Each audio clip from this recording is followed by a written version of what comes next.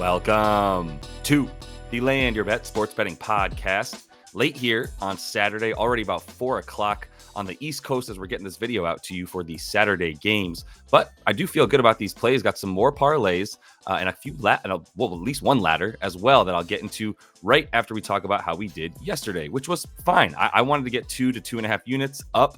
We went plus 1.6 on the day there.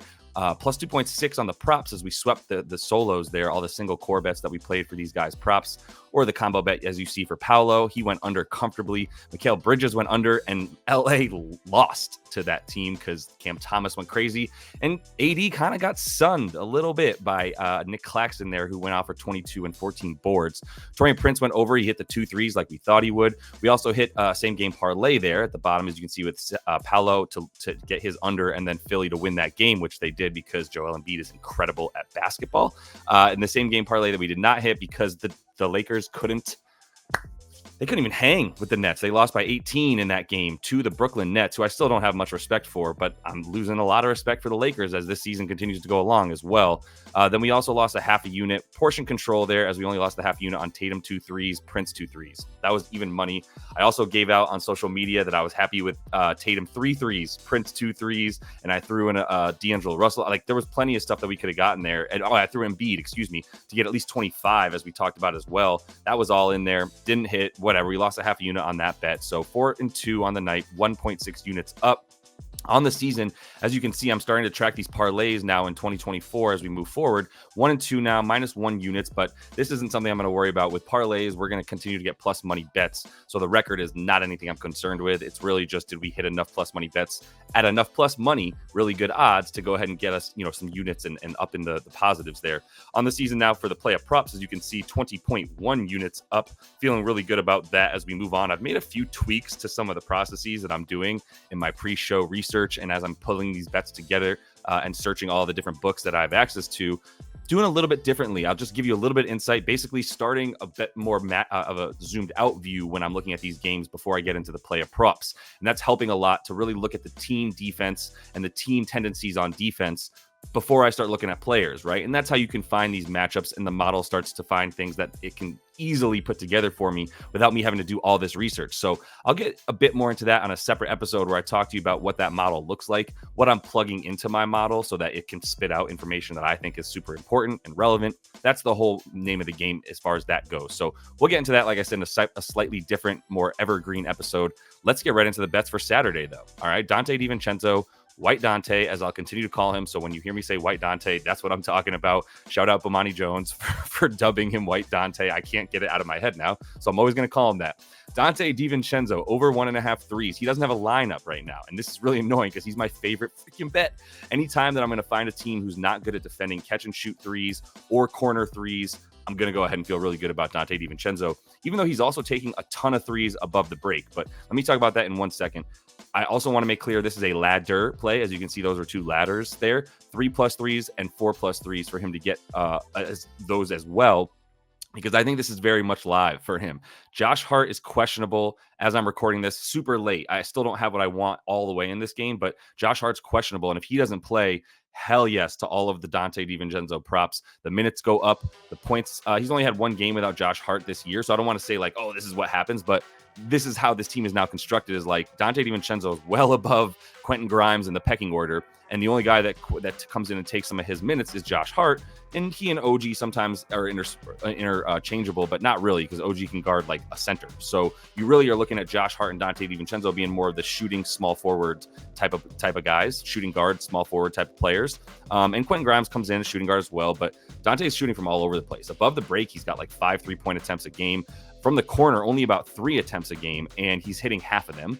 So we love the fact that Toronto has been awful against corner threes. They're not giving up that many attempts, but they're giving up a very high percentage. It's the 9th most made and the 4th highest percentage from the corner that they're allowing since the trade over their last 10 games since this iteration of the team, which, by the way, is even different now, right? We've got a new Toronto. We had new Toronto a minute ago with just RJ and Emmanuel quickly coming in. Now we have new Toronto without Pascal Siakam, and Bruce Brown is now in. So we only have now 1 game really of Bruce Brown playing, 2 without Pascal. So we don't have a sample size to really rely on. But over the last 10, we can still assume, especially without Jakob Poeltl, who's missed the last 6 games. So a lot of the what we've seen here is that the Raptors are going to give up corner threes. They're not great defending above the break threes in general. They've given up the 9th most threes in those last 10 games overall in the season. And a lot of those are coming to shooting guards like Donte DiVincenzo here. 6th most 3-pointers made, 2 SGs over their last 7 games. And that does date back even to their last 15 games or so, which just tells you like they're playing a very specific type of defense where they're forcing the ball out of the point guard's hands and they're leaving other guys open. That's why there's been like 4 threes made by shooting guards on the other team over these last 10. So really, really, really want Donte DiVincenzo props to come out. Give us bets, you cowards, talking to the sports books. All right, here we go into my next bet. Going back to the well, I don't know what I'm going to say. This might seem fishy, but let's talk about it real quick. J-Dub, Jalen Williams, over 20.5 points and assists, minus 125 on FanDuel because everywhere else is 21.5. So I still think we're getting good juice because you can get it for like minus 110 for him to get 21.5 over. So not only losing the 15 cents, but we get we get to go under one more for our over here. Really like that for a full unit. And like just rinse, recycle, repeat, man. Like this dude is now that dude, number 2. He is the number 2 to Chet. Let's be very clear about that. People have him listed as a small forward. Some places have him listed as a power forward. He's a shooting guard. He is the shooting guard of this team. He's the secondary playmaker. And I know Josh Giddey's still out there, and I can't discount Josh Giddey still being somewhat of a playmaker and looking to get assists, having the ball in his hands a decent amount. I get that, but he's not taking away from Jalen Williams anymore. Like Jalen Williams is the shooting guard.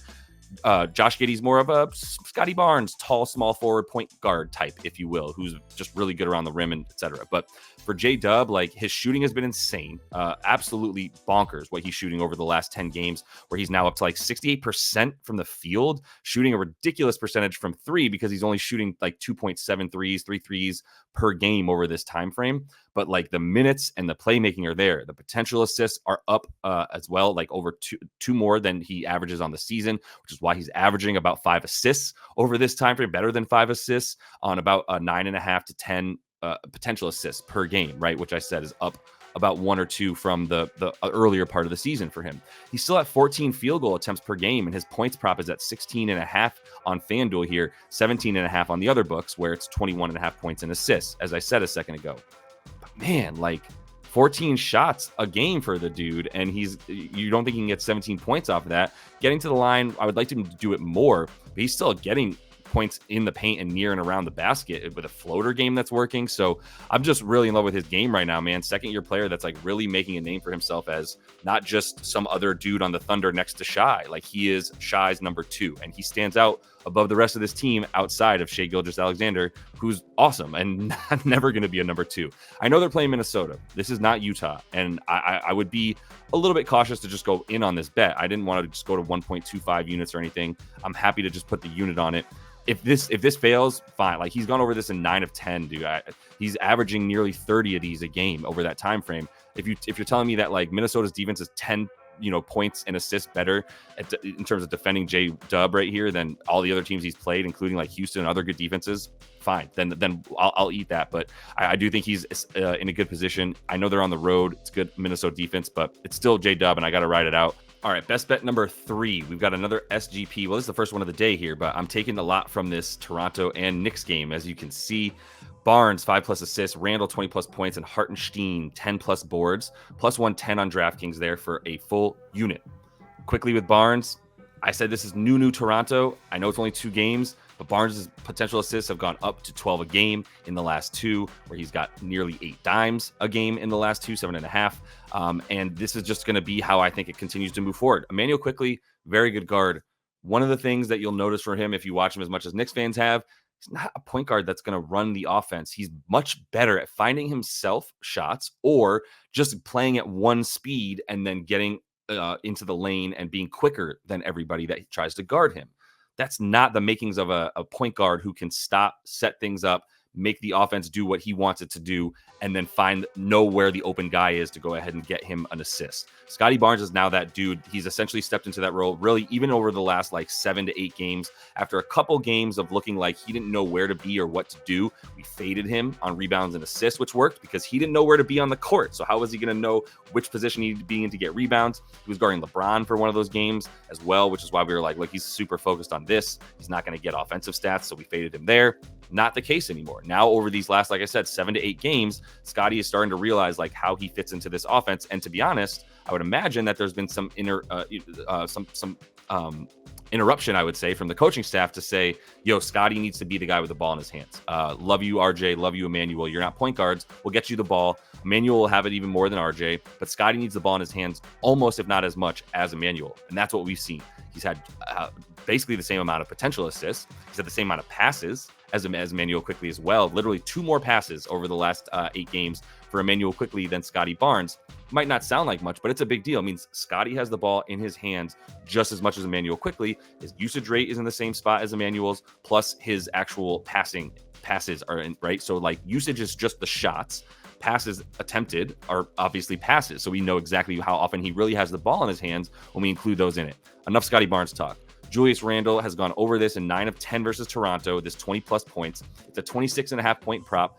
I don't trust Julius Randle ever, so I try not to take him because there are some games where he just goes, I don't know, I don't care. And you see him loafing around, and it's pretty frustrating. So you just kind of take it and you leave it. But in this one, with 20 plus points, really nobody to bang with him down low now. You've got Chris Boucher, that's, I guess, going to be attempting to stop Hartenstein from getting boards, which is a big part of that Hartenstein bet, right? Dude has like 21.5 potential rebound chances over the last 5. He's averaging 14 rebounds per game. He's got a 12.5 point rebound prop. We just dwindle it down because I want to put a full unit on the same game parlay without worrying about the fact that obviously parlay, you lose a bit of the likelihood of winning when you add more bets to your parlay here. But 3 is fine by me, so I'm good with this one for a full unit.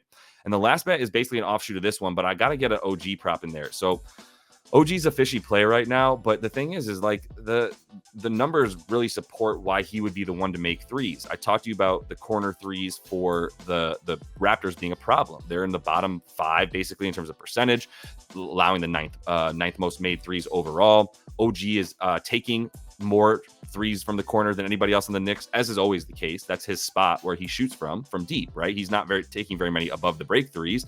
He's taking only 1 3 outside of the corner is coming from OG per game right now on the Knicks over the last 10. So as fishy as it seems, the fact that it's minus 190 on DraftKings for him to hit 2 threes, that's terrible juice. I hate that. And I don't really want to have to bank him to hit 3 because he's only attempting 5 threes a game. So I don't really want to bank on him going 3 for 5 from deep, as bad as Toronto has been at defending that spot. So either way, I just want to get him in here for 2+ because he does double this prop for me, right? So I'm taking away a lot there. I'm putting a quarter unit to basically win back half a unit there, a little bit better than that on DraftKings to add OG to that original SGP that I talked about here. One lean that I have while I'm on this with you guys before I get to the best bet summary is that I do like Colin Sexton to keep going, man. At least the assist, and that's the thing. He's playing Houston. Dylan Brooks will probably be on him for a lot of this, or Jordan Clarkson.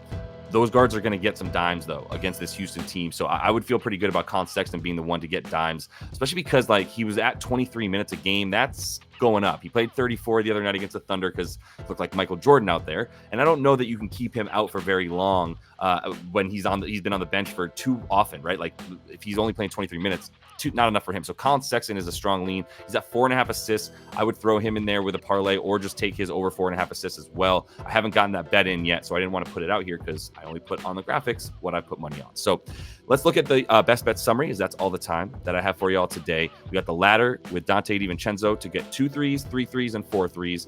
I'm going to be on social media and in the comments. Subscribe to the page, by the way, so that you can continue to follow along. And do come back to this video. Like I said, the comments are going to be full of me talking about how much I put on Dante DiVincenzo as soon as I get his props. Same concept on Twitter. J-Dub, Jalen Williams, over 20.5 points and assists combined. It's just too disrespectful. It dropped 4 points, four points and assists from when he played the Jazz. I can't. I got to take over. Same game parlay, Toronto at New York.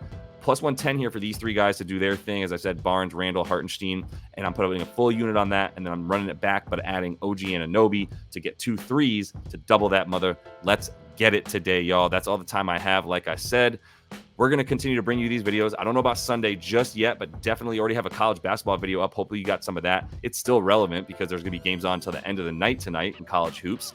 So definitely make sure that you check that one out if you're into college ball at all. Like I said, subscribe to the page, jump in the comments. Appreciate everybody jumping in there. Had a lot of nice stuff said, but also down to talk about if you don't like some stuff or if you want to talk about a different bet, whatever, let's get into it in the comments. So hit me there. And until I see you next, happy betting.